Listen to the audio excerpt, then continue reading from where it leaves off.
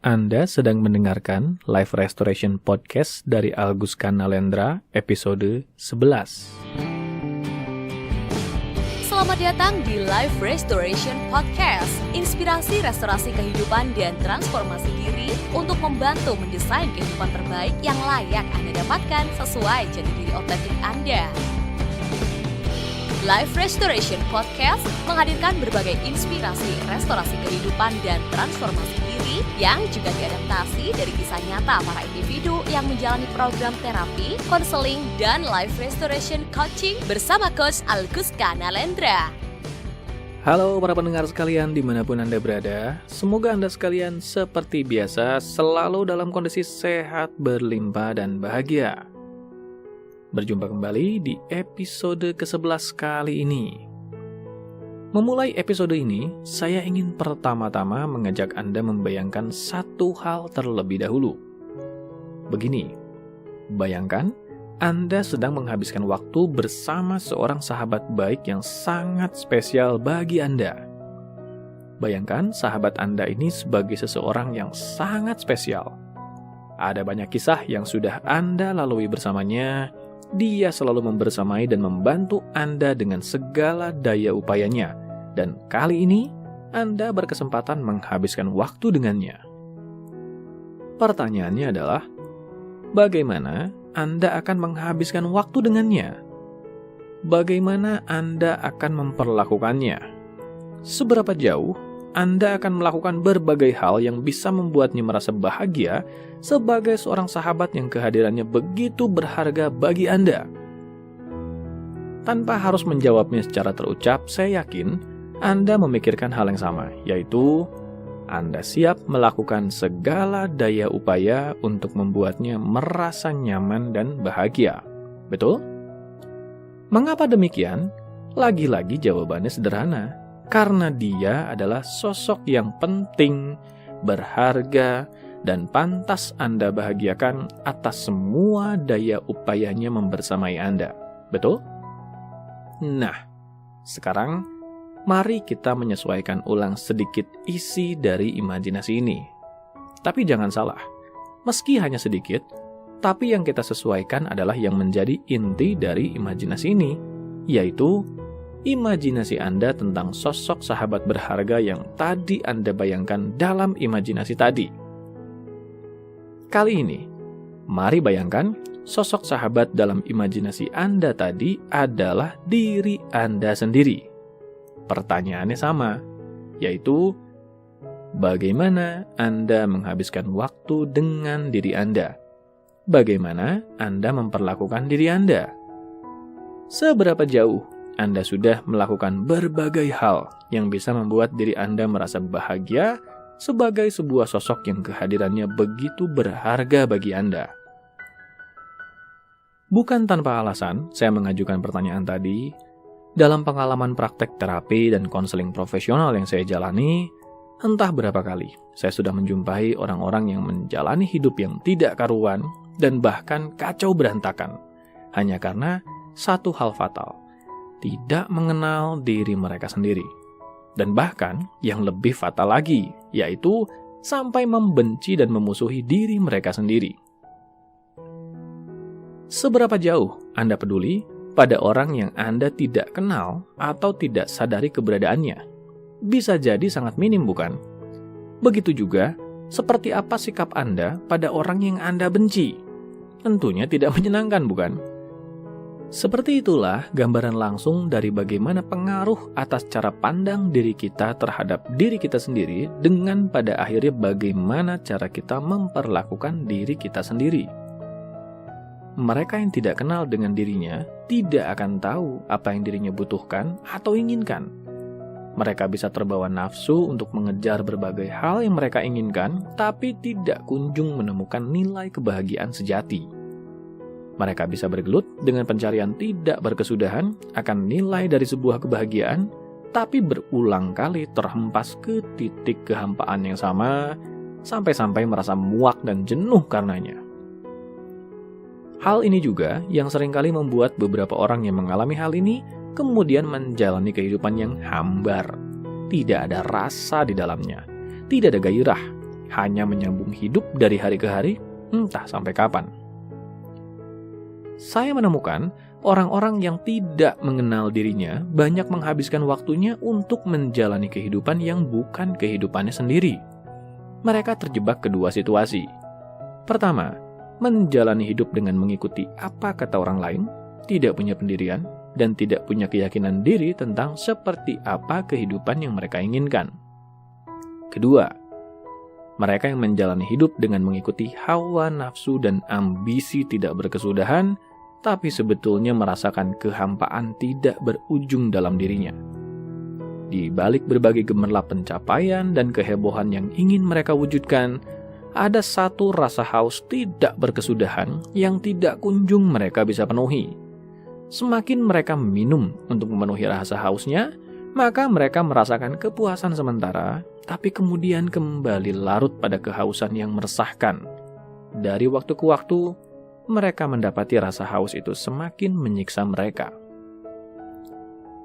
Bagaimana dengan mereka yang memusuhi dirinya sendiri? Hal ini bahkan lebih parah lagi. Saya mendapati mereka yang memusuhi dirinya sendiri ini seringkali menghukum dirinya sendiri dengan kualitas hidup yang buruk dan kesialan panjang yang mereka ciptakan sendiri. Mereka menempatkan diri mereka sebagai musuh yang tidak pantas untuk dikasihani, sehingga harus terus diperlakukan buruk dan tidak pantas. Setiap kali ada peluang untuk naik kelas kehidupan, maka peluang itu disabotase agar diri mereka sendiri tidak bisa naik kelas kehidupan. Sementara ketika mereka menjalani kualitas hidup yang buruk, maka kualitas hidup yang buruk itu terus diperburuk dengan berbagai kondisi lain yang membuat kualitas hidupnya semakin menyedihkan. Begitu juga sebaliknya. Mereka yang mengenali dirinya mampu menjalani kehidupan dengan berpegang teguh pada pendirian dan keyakinannya. Mereka mendengarkan perkataan orang lain, tapi tidak terpengaruh secara berlebihan oleh ucapan orang lain.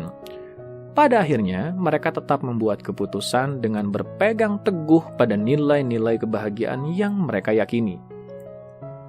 Mereka yang mengenali dirinya tahu apa yang membahagiakannya.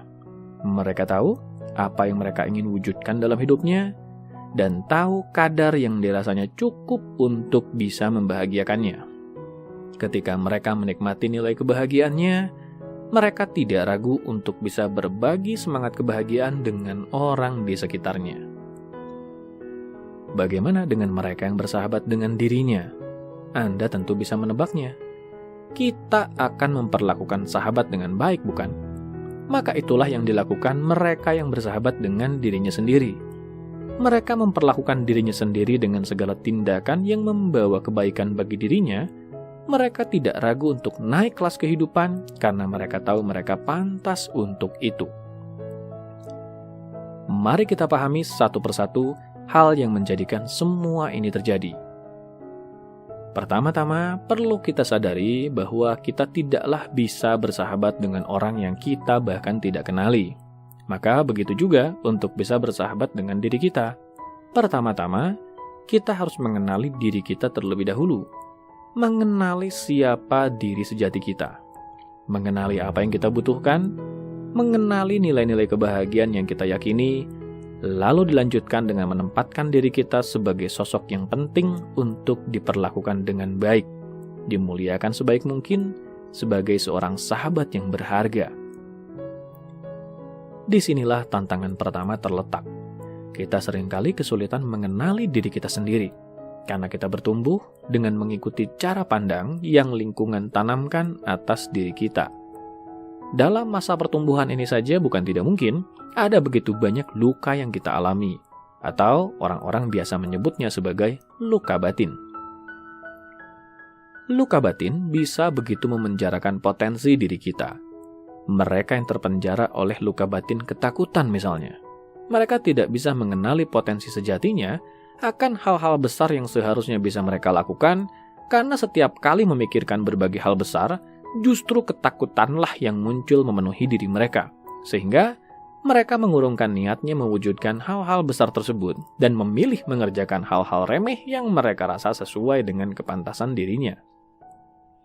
Begitu juga luka batin lainnya, seperti perasaan tidak pantas, tidak layak, tidak berdaya, perasaan kecil, atau perasaan tidak berharga. Semua itu bersifat memenjarakan dan seringkali membuat kita tidak mengenal diri kita yang sebenarnya. Tunggu dulu. Jadi, seperti apa diri kita yang sebenarnya? Adakah cara mengetahuinya? Bagaimana kita tahu kesejatian diri kita? Terus terang saja, yang satu ini agak unik untuk diulas. Karena kita membicarakan diri kita berdasarkan dua sudut pandang, yaitu sudut pandang bentukan atau nurture dan sudut pandang alami atau nature. Sudut pandang bentukan atau nurture menekankan bahwa diri kita saat ini terbentuk dari bentukan atau asuhan lingkungan. Pada akhirnya kita memiliki pilihan untuk menentukan, terlepas dari apapun bentukan lingkungan atas diri kita memiliki pilihan untuk menentukan seperti apa kita ingin memutuskan menjalani kehidupan yang layak kita jalani. Selama masa pembentukan dan pengasuhan lingkungan, kita belajar untuk mengadaptasi berbagai nilai-nilai yang ditanamkan oleh lingkungan. Namun pada akhirnya, kita harus merenungkan dan memilih apa nilai-nilai kebahagiaan sejati yang akan kita perjuangkan. Karena hal itu adalah sesuatu yang kita rasa mewakili kesejatian kehendak bebas diri kita. Sementara itu, sudut pandang alami atau nature menekankan bahwa diri kita terlahir dengan sebuah cetak biru atau blueprint yang menjelaskan siapa diri kita, atau tepatnya, siapa jiwa kita, apa tema kehidupan kita, dan apa misi jiwa yang kita bawa di kehidupan ini untuk kita tunaikan. Dari mana blueprint ini bisa terbentuk? Jawabannya adalah dari hari kelahiran. Seperti yang Anda sudah temukan di episode ketiga podcast saya sebelumnya yang berjudul Hari Kelahiran dan Tema Kehidupan. Jika Anda kebetulan belum mendengarkan episode tersebut, maka saya menyarankan Anda untuk mendengarkannya terlebih dahulu, agar bisa memahami konteks dari penjelasan saya tadi. Saya memilih untuk menggunakan kedua sudut pandang tadi, yaitu mengenal diri dengan mengungkap blueprint energi seseorang yang terbentuk dari hari kelahirannya, lalu merenungkan nilai-nilai kebahagiaan sejati hasil bentukan lingkungannya untuk kemudian diselaraskan dengan tema kehidupan yang dibawa oleh blueprint energinya. Inti dari mengenali diri sendiri adalah mengenali siapa diri kita, mengenali apa yang kita ingin wujudkan dalam hidup ini, memahami mengapa itu mewakili nilai kebahagiaan sejati kita, dan menyadari apa saja yang kita butuhkan untuk bisa memenuhi nilai kebahagiaan sejati itu. Hanya dengan mengenali diri kita sendiri inilah, baru kita bisa menjalani kehidupan yang otentik. Kehidupan yang membuat kita bisa berpuas diri atas diri kita sendiri, tanpa harus membanding-bandingkan diri dengan orang lain. Karena kita tahu, kita adalah diri kita apa adanya. Kita tidak harus menjadi seperti orang lain karena kita bukanlah mereka. Kita adalah jiwa yang berbeda dengan keunikan temanya masing-masing. Mengenali diri adalah awal dari sebuah perjalanan panjang membahagiakan diri. Karena dari sinilah kita mulai bisa bersahabat dengan diri sendiri. Kita sudah mengenal diri kita sedemikian baiknya, sampai kita tahu apa yang kita butuhkan dan apa yang membuat kita bahagia, sehingga mudah bagi kita untuk bisa memenuhinya. Inilah yang dimaksud bersahabat dengan diri sendiri. Bersahabat dengan diri sendiri berarti memperlakukan diri dengan cara yang spesial, dengan cara yang istimewa sebagaimana kita memperlakukan seorang sahabat. Kita rela melakukan segala daya upaya untuk bisa membuatnya merasa nyaman dan membantunya, karena kita tahu ia sosok yang penting bagi kita. Diri kita adalah sosok yang tidak pernah meninggalkan kita. Setiap orang lain di luar diri kita selalu memiliki keterbatasan untuk bisa membersamai kita. Selalu ada masa di mana mereka tidak bisa membersamai kita. Namun lain dengan diri kita. Diri kita selalu ada untuk kita dan tidak akan pernah meninggalkan kita, karena kita adalah satu kesatuan dengannya. Maka, bersahabatlah dengan diri sendiri. Jangan kecewakan ia, jangan mengeluh padanya, jangan sampai memperlakukannya dengan buruk. Cara kita memperlakukan diri kita adalah cerminan kualitas hidup yang kita jalani. Karena bagaimana cara kita memperlakukan diri kita, maka itulah cara kehidupan memperlakukan kita. Selagi kita masih menganggap buruk diri kita, menganggapnya kecil, tidak berharga, dan tidak layak, maka seperti itulah cara kehidupan memperlakukan kita. Akan selalu ada saja sabotase tidak kasat mata yang datang silih berganti, karena kita sendirilah yang menyabotase kualitas hidup yang kita jalani dengan cara pandang yang buruk atas diri kita sendiri. Hal yang paling sulit membuat kita mengenali diri sendiri adalah kebingungan dan ketidaktegasan. Kita tidak membuat keputusan tegas untuk mengenali nilai kebahagiaan sejati diri kita dan lebih memilih menjalani kehidupan sebagaimana lingkungan membentuk kita selama ini. Diperlukan keputusan tegas dan keteguhan untuk bisa melakukan hal ini. Karena selama kita masih tidak mengambil kendali kehendak bebas ini, maka kita hanya akan menjadi sosok yang kehidupannya ditentukan oleh lingkungan di mana kita tinggal. Sementara itu, keputusan tegas dan keteguhan ini tentu akan menyita konsekuensi yang tidak sedikit. Akan ada pihak-pihak yang tidak senang jika kita bisa menjadi diri kita sendiri, karena mereka kehilangan pengaruh untuk mengendalikan diri kita sesuai keinginan mereka. Bagaimana dengan hal yang menyulitkan kita untuk bersahabat dengan diri sendiri? Jawabannya yaitu karena ada penyesalan di dalam diri. Karena kita memandang kesalahan dan ketidaktahuan masa lalu sebagai sebuah aib. Sehingga ketika kita memandang diri sendiri di masa lalu, dari sudut pandang di masa kini, bukan pemahaman bahwa diri kita harusnya menjadi lebih baik di masa kinilah yang muncul, tapi penyesalan. Mengapa diri kita di masa lalu tidak melakukan hal lain yang lebih baik lagi? Penyesalan adalah hal yang paling mudah membuat kita memusuhi diri kita sendiri. Kita mengutuki diri atas berbagai hal yang kita lakukan, atau bahkan yang tidak kita lakukan, dan melupakan berbagai hal lain yang seharusnya lebih kita syukuri. Jadi, bagaimana cara bersahabat dengan diri sendiri ini? Saya merangkumnya ke dalam 4 langkah. Langkah pertama, renungkan dan putuskan.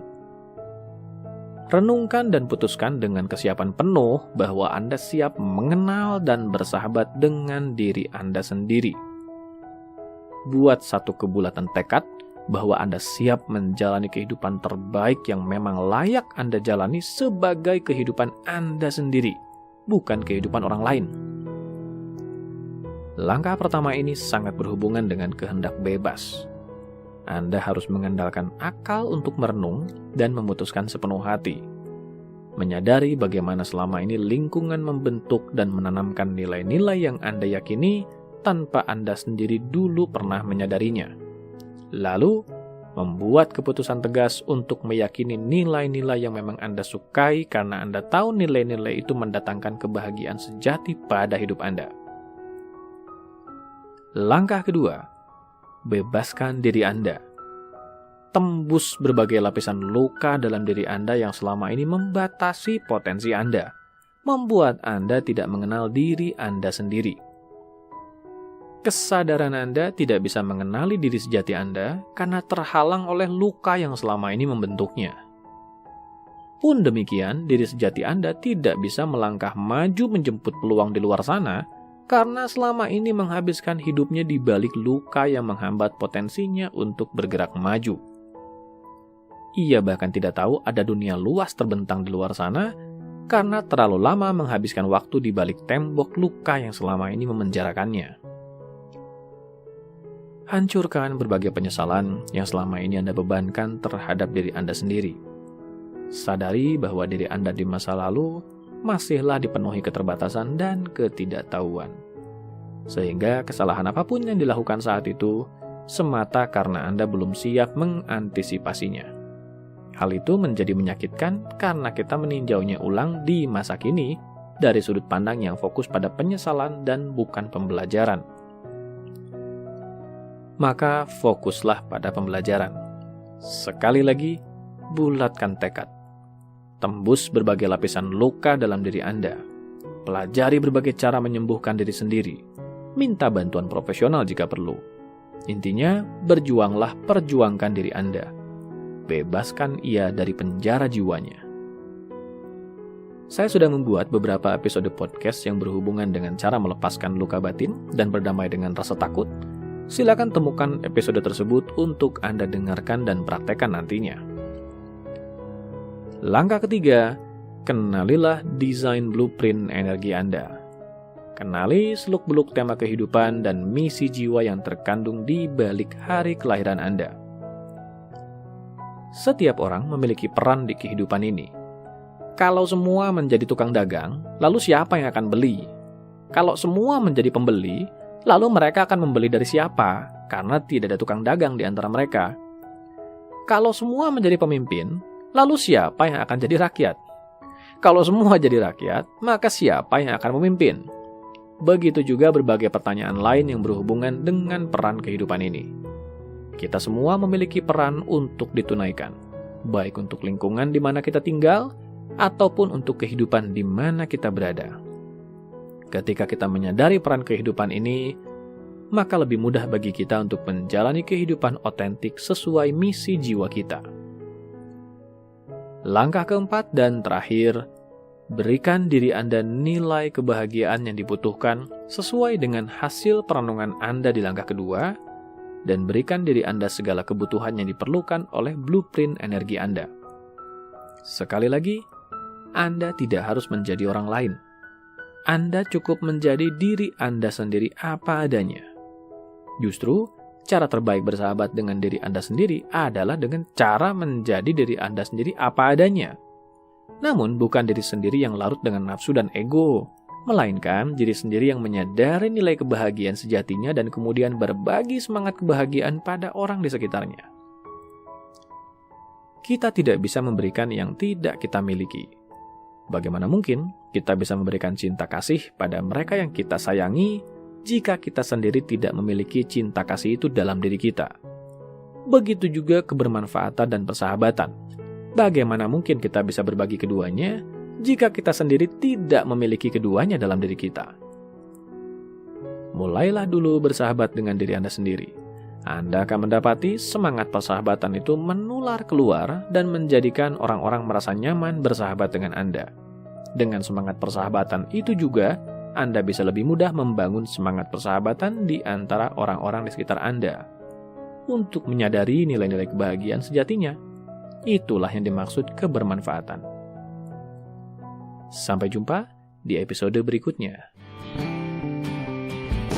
Dapatkan lebih banyak inspirasi restorasi kehidupan dan transformasi diri dengan ikuti Instagram @alkuska dan YouTube channel Alkuska Nalendra. Kunjungi juga website www.alkuska.com untuk temukan lebih banyak informasi menarik lainnya, termasuk untuk memesan layanan profesional bersama Coach Alkuska Nalendra untuk membantu mendesain kehidupan terbaik yang layak Anda dapatkan sesuai jati diri otentik Anda.